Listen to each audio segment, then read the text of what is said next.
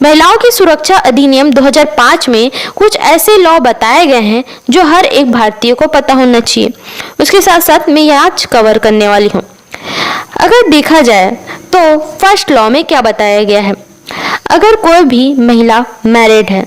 और वह अपने हक के लिए लड़ना चाहती है तो इस सिचुएशन में महिलाओं को यह पावर दी जाती है इस अधिनियम के अकॉर्डिंग, महिला सुरक्षा अधिनियम 2005 के अकॉर्डिंग, कि अगर कोई भी पुरुष उनके हितों की हानि करते हैं तो उस सिचुएशन में वह अपने लिए लड़ सकती है और अपनी सुरक्षा कर सकती है। एंड उसके साथ साथ उन्हें भी यह पावर दी जाती है। एंड उसके साथ साथ जो लिविंग रिलेशन में रहते हैं उन्हें भी यह पावर दी जाती है। अगर कोई भी लिविंग रिलेशन में अपनी जीवन यापन करते हैं या जीवन रहने के लिए कोई भी ऐसी लीगल कॉन्ट्रैक्ट करते हैं तो जो भी लीगल तरीके से लिविंग में रहते हैं उन महिलाओं को भी यह पावर दी जाती है कि अगर कोई भी पुरुष और उसके साथ साथ गलत तरीके से उन्हें व्यवहार करते हैं या कोई भी ऐसा वर्क करते हैं जिनके उनके हितों की हानि होती है तो उस सिचुएशन में भी उन्हें पावर दी जाती है। एंड उसके साथ साथ जो भी वुमेन्स होती हैं उन्हें यह पूरी तरीके से पावर दी जाती है। इसमें कोई भी एज लिमिट नहीं है। अगर किसी भी महिला के उनकी एज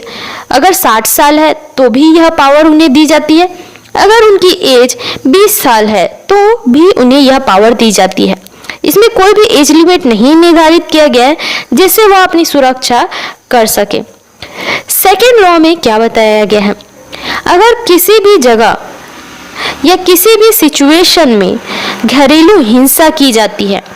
दुर्व्यवहार किया जाता है या उनके हितों की हानि की जाती है, उन्हें सुरक्षा प्रदान नहीं की जाती है तो उस सिचुएशन में पावर दी जाती है एक महिला को कि वह अगर उस पर्सन के साथ नहीं रहना चाहती और आगे कंटिन्यू नहीं करना चाहती अपने रिलेशन को, अपने मैरिज को, तो वह भरण पोषण के लिए मांग कर सकती है और अपनी सुरक्षा के लिए भी मांग कर सकती है। इस सिचुएशन में कोई भी महिला अगर उस पर्सन के साथ नहीं रहना चाहती तो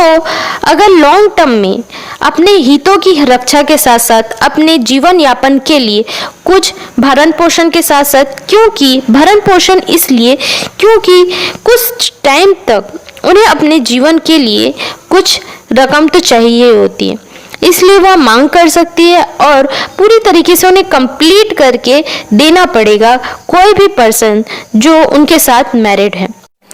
घरेलू हिंसा अधिनियम 2005 की धारा 3 के अकॉर्डिंग क्या बताया गया है, जीवन में खतरा मतलब उनके सुरक्षा में खतरा या उनके शारीरिक या मानसिक शोषण के लिए खतरा या शारीरिक या मानसिक दोनों तरीके से उन्हें खतरा हो सकता है या शोषण किया जाता है। शारीरिक शोषण, मौखिक शोषण, भौतिक शोषण या आर्थिक शोषण, यह सारी चीजें अगर होती है तो वह घरेलू हिंसा अधिनियम 2005 के अंतर्गत आएगा। दहेज के अंतर्गत मांगे जाने वाले पैसे जिसके कारण अगर पीड़ित को पीड़ा दिया जाता है, चोट पहुंचाया जाता है या उनके हितों की हानि होती है तो उसे भी घरेलू हिंसा अधिनियम 2005 के भाग 3 को माना जाएगा। देखा जाए तो कई बार जो उनके शारीरिक और मानसिक जो भी नुकसान होते हैं उन्हें पूरी तरीके से उनके चोट या नुकसान को दिखने या ना दिखने के बाद भी उसे डोमेस्टिक वायलेंस के कैटेगरी में माना जाता है। घरेलू हिंसा में बहुत सारे लॉ हैं